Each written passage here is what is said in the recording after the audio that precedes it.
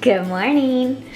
All right, so I've had a number of people ask me how to make a chaffle, like, cause when I get done with hiking, I like to have an egg sandwich or something like that, but you can use these literally for a normal sandwich, a waffle. Some people even make them with different flavors. You can make taco shells, like so many things you can do, but I generally use them for sandwiches and or like egg sandwiches in the morning.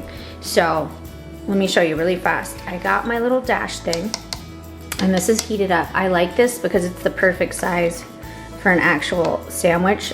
Some people use their normal waffle makers, totally fine.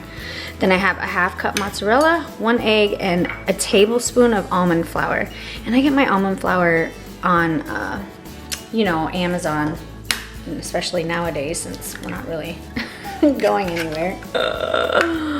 But I throw the egg in there and I just like to get it moving first. Throw cheese and the almond flour, literally mix it, and this makes the top and the bottom.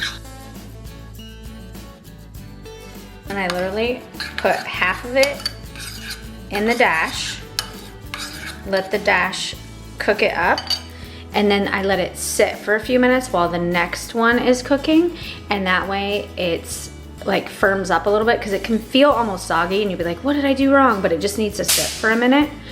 So while the first one's cooling, do the other one and let the other one sit for a few minutes, and they both come out literally like a sandwich. And I'll show you how it looks in just a sec. First one is done. And I'm gonna put the other one in there and I'll show you guys how crispy it gets in just a second. Look at who's over here. Who's that? Who's that?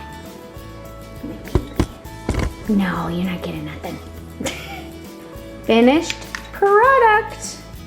And you literally can put whatever you want on here. Eggs, whatever. I love the edges when they're a little crispy. It's perfect.